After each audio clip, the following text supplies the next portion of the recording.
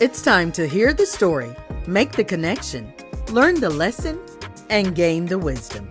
Are you ready? Let's get charged and be changed. The Sister Speak Brother Break Show. Conversations on grace, healing, and deliverance. This is Marcy Bush. Come on, let's journey together. Hello, and thank you for joining us for the Sister Speak Brother Break Show. Today I have two very special guests that I have known for quite a while. Probably about 23, 24 years, somewhere in there. And I know both of them from church. I guess they're too grown now for me to call them my babies, but they're still my babies. I knew them way back when, but they are a blessing to my life. And they have been on a journey individually and collectively. And for this segment, for this session, what we're going to talk about is their journey together. So I want to ask you to welcome Troy and Charity Williamson into your home. Thank y'all so much for joining us today. So it's a little fairy tale love over here. But I want to, and so all fairy tales do have some things everybody else don't know about. Right. There are the highs and the lows, the good and the bad, the light and the dark, all of those things. And so I just want you to take us into your story. How did you two lovebirds meet? Well, I remember, I think I was in church, obviously. And was on the, look how he started out. We was in church, obviously. Right, because I was with Doug. That's why. You'll get that when you look at the other video. But anyway, we was in church. Was I on the choir stand? Yep. And I seen this little thing walk in church. I was like, she gonna be my wife. And your focus wasn't even on God no more. Not for that 1 second. So and I was like, you know what? She kind of cute, but Charity didn't give me no play. Like she wouldn't give me no play. Right? I guess you can put it that way. So yeah, I mean, and so she would come to church every day. We would have conversations and stuff, but she still wouldn't, give me. She wasn't biting the bait. Right. Go ahead, Charity. I know you're ready to say something. It's funny. Every time we tell this story, I learn something new every time. From his perspective. Right. But, what was going on from your end? Well, I mean, he was just, always speaking and just really polite, perfect gentleman. And, I was shy.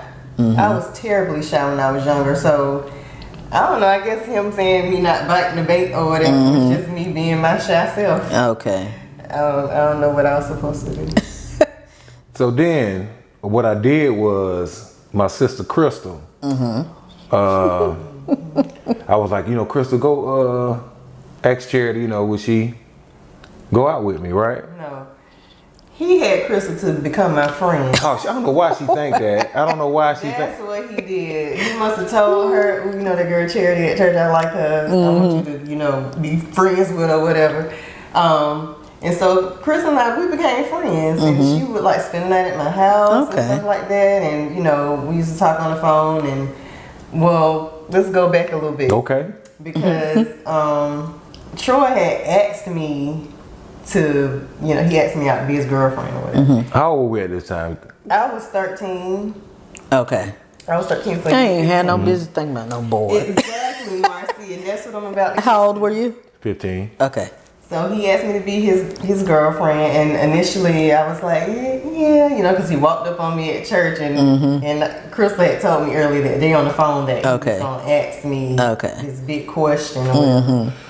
And so, like I said, I was all shy and stuff, so he asked me, and I was like, yeah, and I thought about it when I got home, and I wrote him this long letter. It was 1 page front and back. And I was just explaining to him how, I was like, I'm too young to be talking about, having a boyfriend. Because, in youth church, we talked a lot about our relationship with God and how dating is not just for fun. You're going to date somebody, you need to be serious about it. And at that age, who's serious about somebody? So, I was like, we can just be friends and we can wait on the whole dating thing. And he responded in a letter and was like, he said, she remember this. Yeah, because he was like, well, there's some girls at my school that like me, but I told them, listen, he said, I told them that my eyes only looking one way and that's yours. You see that? So gay. He was trying to put that smack down on you. He said, I told them my eyes only looking, because he said a girl told him, well, you can date me until she, Oh, goodness. Yes. You were not even in demand like that. True. I was in demand. Oh, roughed up, I was in demand. I know. So how long did you make him wait? 2 years. Okay. And then when I was 15, we officially started dating. Okay. So were y'all still kind of talking and everything in between, becoming friends? Talking on the phone. Yes, we had long conversations on the phone. Well, he would have Crystal to call me, and then she would put him on the phone. Crystal was calling to check in on you. No. And I just got on the phone. took the phone. Right. Crystal would call me. This was probably how it went. Hey, Crystal, you talk to her every day? Go and call her. That's probably what was happening. No. Crystal would talk to me for 10 seconds and he'd be like, somebody want to talk to you. And give him the phone. And then we'll be on the phone for 2 hours. Yeah. A long time. And so y'all started dating. I think I see y'all little prom picture. Went to prom together and all that. Did y'all, so from 15 throughout high school, y'all still dated? No, it was like, okay. Oh, Lord. We just gonna let her tell this story. Obviously, I don't tell it right. Come on. Yeah, because I say, okay, 15, we started dating. And I think after I turned 16, you went off it was your senior year. The summer before his senior year and my junior year in high school. Okay. We broke up. Okay. So that was maybe a year and a half, 2 years that we dated, and we broke up. And then you broke up for how long? 4 years. 4 years. Really? But we still kept in contact, though. We had a little break. You know, he went off to college and stuff, and then I think after his first or second year in college, we started to talk more and more, and started to spend more and more time together and rebuilding, our relationship. And then in 2005, we officially started dating again. Okay. Seriously, now we a little bit grown, and then. And now, when did you get drafted? 2005. What year? Okay. And so, when you were away at college, did you still know this was the one? Oh, no doubt. It was just. Did you know that was the one? Oh yeah, I always believed that. I felt like we had a very unique and just different type of connection. Okay. And but I've always been big on prayer, and I used to pray with Troy every day, even after we broke up and I didn't talk to him for months. I would always pray. My prayer will always be that God would put somebody in his life that would love him for him, because I knew that Troy was, that he had something special, and I knew that there were people after him for the wrong reason. And even if I wasn't the person that was with him, I prayed that God would put the right person in his life. That's good. That's good. So how did you feel about him going into, did you follow the football aspect of college, or that was just like what your man did? So, as far as like watching his games and stuff like that. Were you into football? I was not into football. No. You were into him? Yes. 100%. Yeah, I wasn't into football at all. I just liked to watch him. I just liked to see him play. But I only went to one of his college games. Because when we started back talking, it was like towards the end of his college career. Gotcha. And so then once he was drafted, what did that look like as far as your relationship? Well, I really didn't know what to expect right before the draft. But I think once he realized that, he had an opportunity, he did ask me if I would, because I was in college, and he asked me if I would be willing to leave college or whatever, if he wanted to marry me. So he was like throwing stuff out there, and I'm like, I told her, I said I have to pray about it. Good answer. That was always my response. I'm like, I have to pray about it. And so, what were you thinking? Did you feel like she was gonna come? Had the Lord shown you, or did you feel like you was praying enough to know, like, He gonna answer me? Well, I mean, I knew that Charity was gonna be the one. I mean, even though we went our separate ways, like she said, I feel like we had a very, very special bond. I mean, she was somebody that I took to heart when we first met. Somebody that I held to a high, respect, and all that. So I mean, it wasn't gonna be nobody else. Did you feel like did you let her in, or did she see the Troy everybody else saw? Did you even know that the other parts of Troy? I didn't figure myself out. It's crazy. It's crazy that you can grow up and never really know, the person who you are. Mm-hmm. And I think I still haven't really figured, myself out yet. But I mean, True witness. Because I'm still learning. I look at, me, because I didn't think I was ugly, but I didn't have the confidence to be like, I'm a good looking man. Now, Charity can tell you now that I look in the mirror. Charity ain't got to a lot. I mean, I'm not conceited. I just look at myself. I build myself up. Mm-hmm. I mean, I tell myself I'm a good-looking guy. Blah blah blah. Whatever it takes to, because I didn't always have that. Right. And I try to instill that into our boys. Mm-hmm. Tell them that they handsome. They and say to the same thing. Because mm-hmm. I mean, if you don't do it, right, somebody else gonna do it. Absolutely. So yeah, absolutely. And I think a lot of times that's what I know my generation. I know I'm ahead of y'all, but I do think, and just a lot of families, that's not something that's done a lot. That whole affirming who they are and building up that confidence, but we just kind of they ought to know that. Right. But no, because like if they don't get it from you and then be able to do it themselves, they will look for it outside.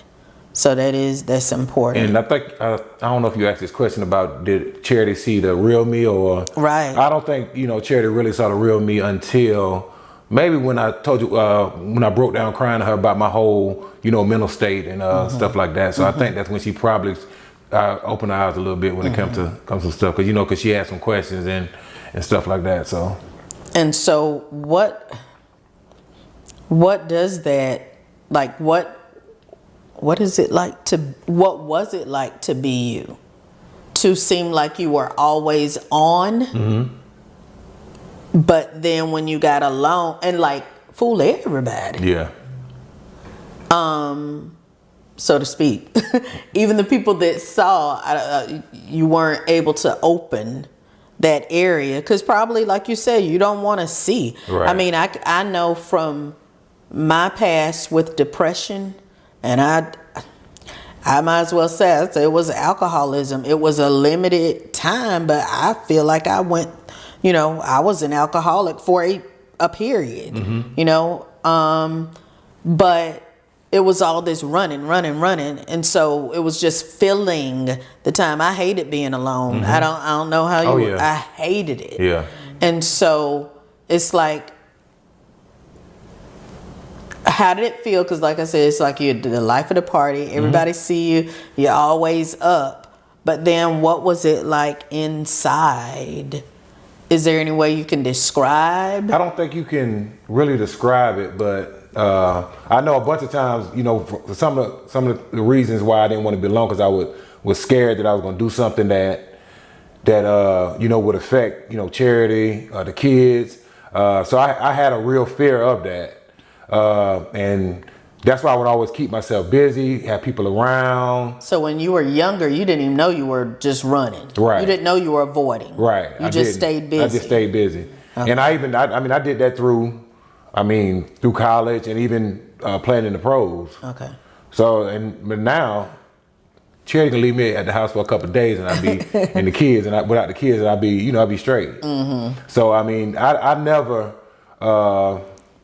want to go back to that place again. Mm-hmm. So that's why I try to use the necessary tools that I got to keep me from doing that. Right. Okay. So let's jump back mm-hmm. to when you went into the NFL. Now y'all got married when? 2007. Okay. Right. What was that like to date him but not be with him? Did that present any challenges?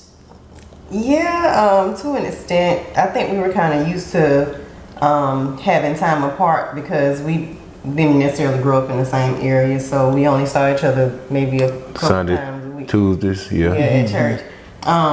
So I feel like that kind of prepared for that distance in our relationship. But it definitely was challenging. I think it was more challenging because of the people that he always had around him. And so if I wasn't there, they were there, and God knows what was going on. Right. Yeah. And so then when you got married, you moved to Minnesota. What was that transition like for you? I think it was challenging because I didn't have my family or friends there. So I struggled with that, especially our first year married, and we got married in February and I was pregnant in April. So I was going through pregnancy, being away from my mama first and foremost, and then my sister, my other mama. And like I said, my close friends. So my circle of support or whatever wasn't there. And all I had was Troy. But Troy was very occupied. So yeah, that was all of that together made that a pretty challenging thing. Thankfully we weren't there very long. Right. Okay. See, I think things happen for a reason. I mean, who knows? I mean, going from Minnesota and being able, because I look at it having been a blessing to be able to go to Jacksonville because of it's being 4 hours away. So I know when our second born was, when I got the call, I was on the practice field, left the practice field, was able to get on the road and get back, before. If I was in Minnesota, that wouldn't happen. Okay. Or, she would have been up there with me. So, I mean, and still would have been in a bad place with not being around the family and friends. So Right. I think so when you moved to Jacksonville, you were here or you were in Jacksonville? I was there, but not there. I was like I said. So go back to when we were in Minnesota. I was away from my family. There was no quick, trip. Right.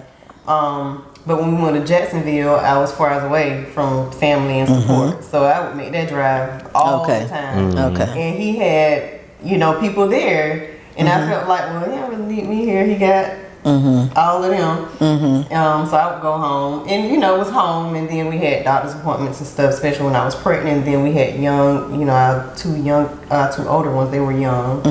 So it was just easier for me to be home. And I think that last year was really when I stayed in Georgia most of the time because he was on injured reserve. Right. That last year, and so he came home every weekend. So I was like, there's no need for me to be there. So I wasn't there. Do you think it played a major role that the fact that you're from a small family, is you and your sister, and you're from a family of 11, so 10 siblings? Do you think that played a part in even how? Because you said there were people around. And with you, it wasn't so much so. Do you feel like that was a major give? Like, first of all, did the way you grew up have something to do with the way you were as grown people? And then did it affect your marriage in any way? Yes. It did. I'm the youngest of 3. He's the middle of 11. So there were 3 of you. Okay. I have an older brother too. Okay. And I think that came up when we first moved in together. When we got engaged and bought that first house, and I was like, all these people that are here all the time. Like, golly, I'm used to a quiet house. I mean, even today with our kids, I'm like, I'm used to quietness. I don't like all that noise. So I remember we moved in our first house, and Lord, was closing day? Closing day, I had the whole family there. Oh my God. Y'all come on, let's move this stuff in. All his siblings, then their significant others, and then their kids. in-laws. Yep. Y'all come on. We had everybody. Yeah, that was like a shock for me. Okay. And we even now, we just recently bought a house in Blythewood. So I bought a house. Yeah, we got it's us and the kids, but still, we got somebody at the house just about every weekend. We kind of got a little balance. Like during the week is hers, I think, and she give me the weekend. So have you adjusted, or is it you feel like it's gonna always be an adjustment? I think I Do you vocalize? Oh, she vocalized now. Oh. Did you always vocalize? No. She did. No, early on, I had a very difficult time expressing how I feel, and I think, oh Lord, like this thing can be long, but I really think that came from when I was a kid, just when I was younger. You talking about affirming and your kids feeling heard and seen and all of that. So I think all that played into me, as a young adult and then somebody's wife, trying to find my voice. It took me a while, but She found it. How did you find it? I